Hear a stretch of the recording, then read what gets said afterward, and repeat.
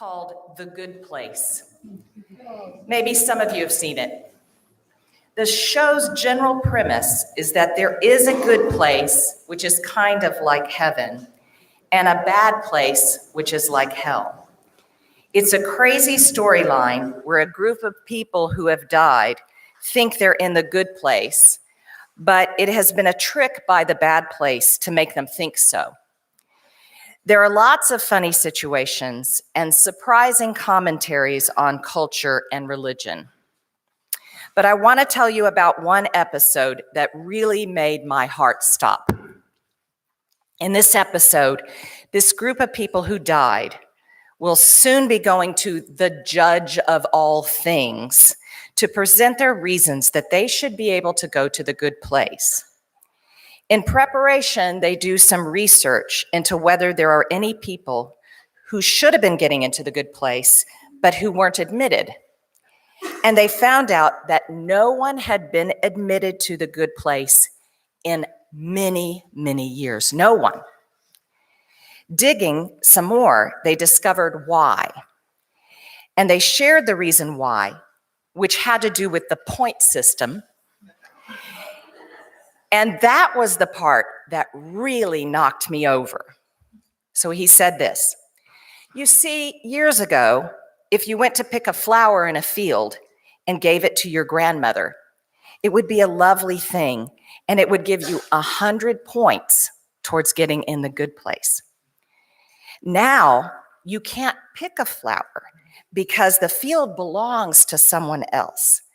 So if you were to buy a flower and take it to your grandmother, it will turn out that the flower used too much of the world's water resources and was grown using pesticides, and that the flower farmers were undocumented workers and horribly underpaid.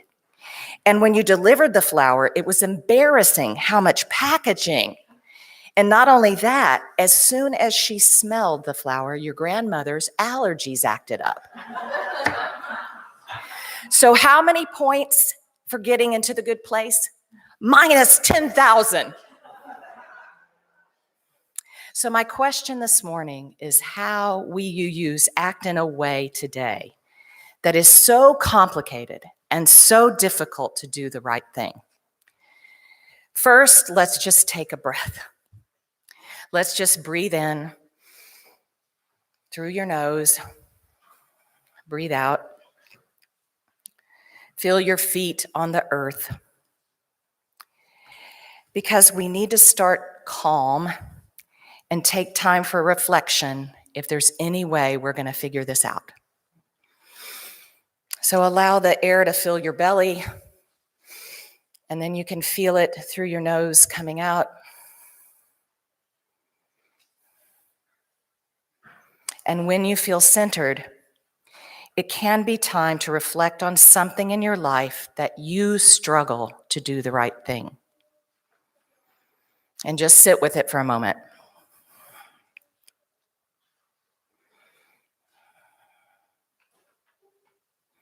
Maybe jot down a word or something on your order of service, or keep it in your mind until a little bit later.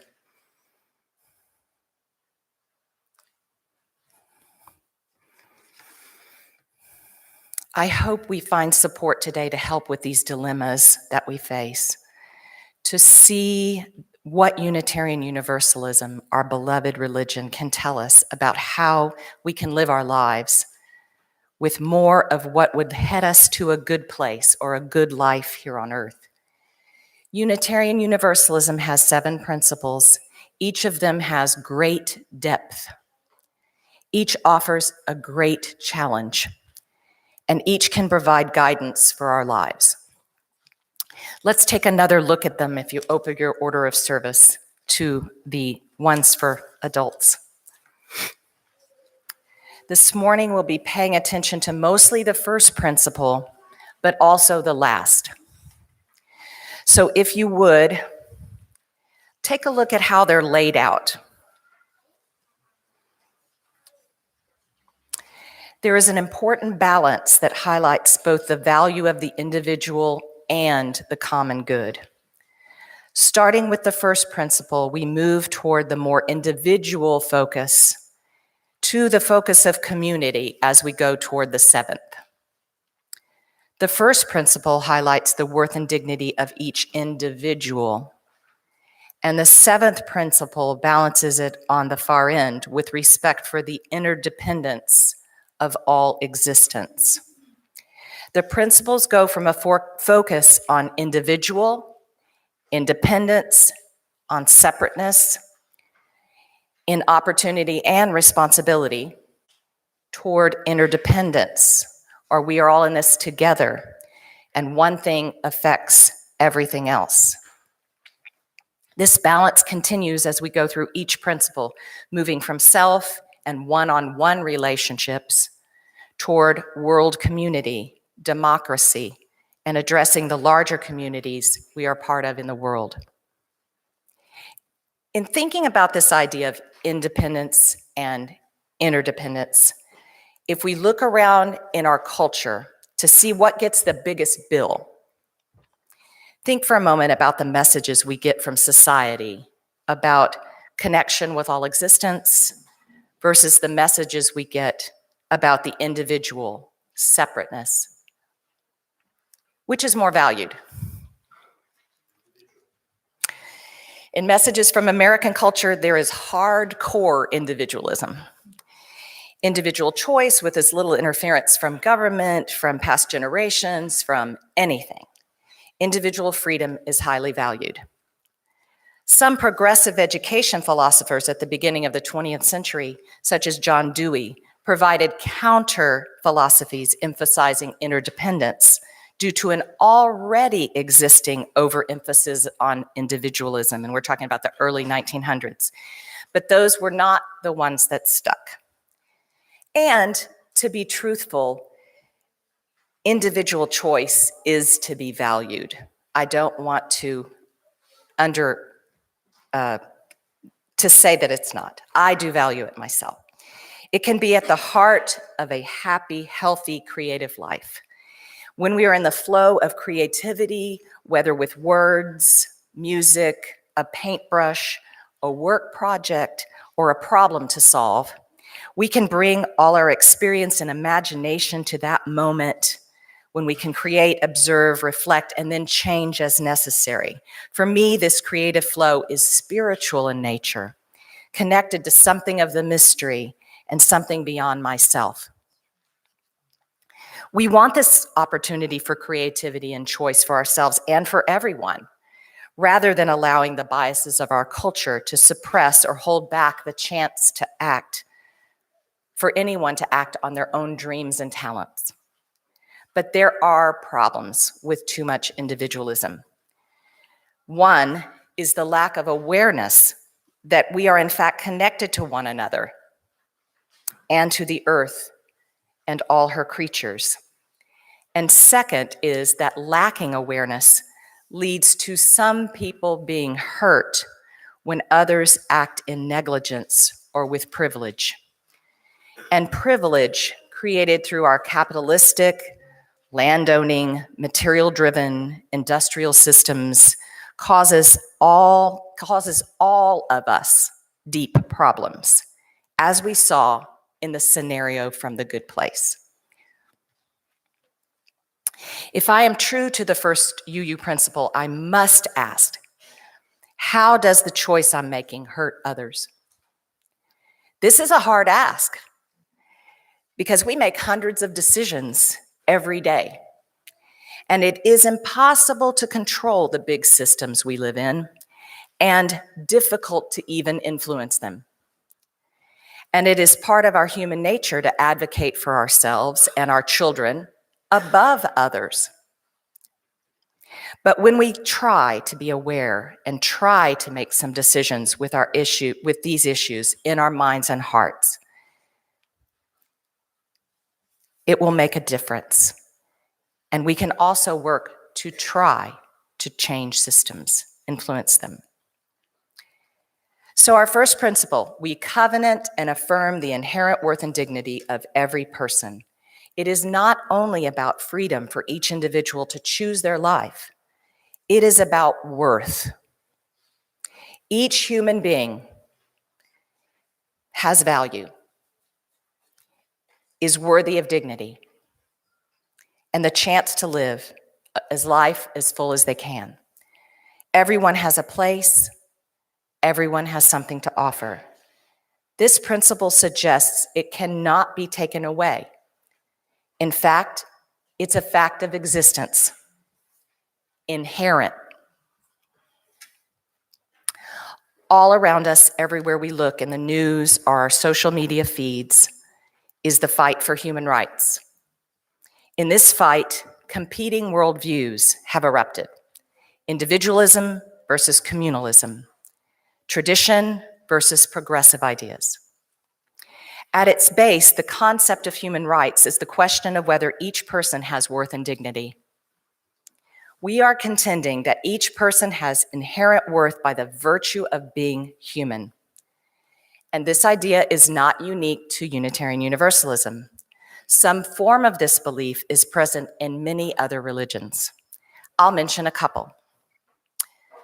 I grew up Methodist, and we learned that Jesus said, "Love your neighbor as yourself." The love of a neighbor as ourselves means that the other person we see in our daily lives is as important as we ourselves are. It protects against our tendency to be self-centered. It reminds us that we are interdependent. Jesus also said, "Love your enemy." There is a challenge. Even the enemy deserves love and care. The social fabric of our lives is dependent on accepting another person who behaves in a manner we do not like, or even who is against us. We find the idea of worth and dignity in Buddhism too. In Buddhism, the life of a human is inseparable from the vast universe. Inseparable from the vast universe.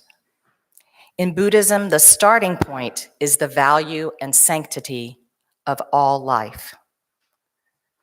And the sanctity of all life can be found in our first and seventh principles.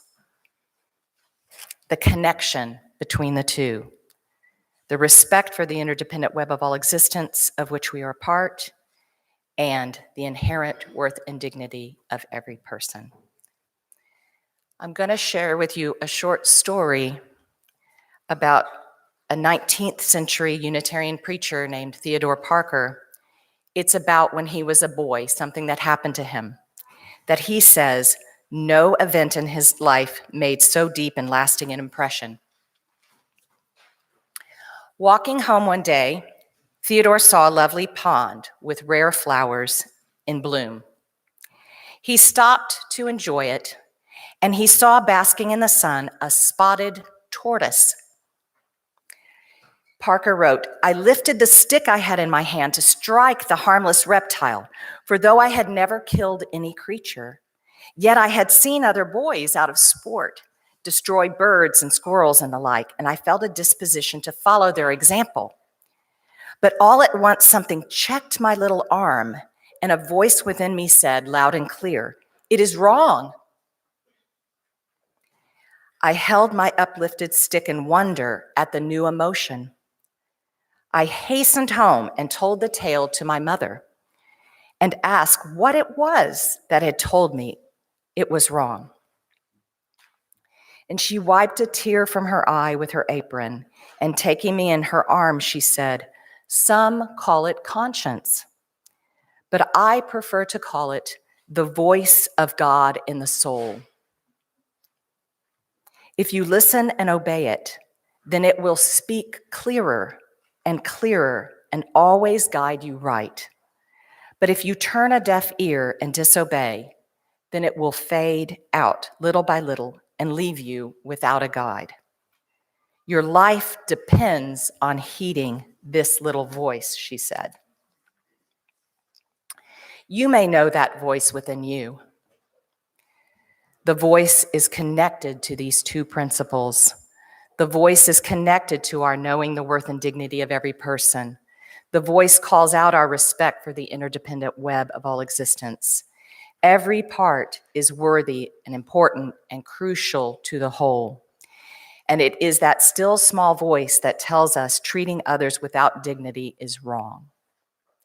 So whether it is a helpless animal, or our siblings at the southern border, or our neighbors who have different political views, if we regularly listen to that still voice within that points to our principles and the God of our soul, it will grow stronger and louder and make a difference in our lives and in the lives of those who are watching us and following us.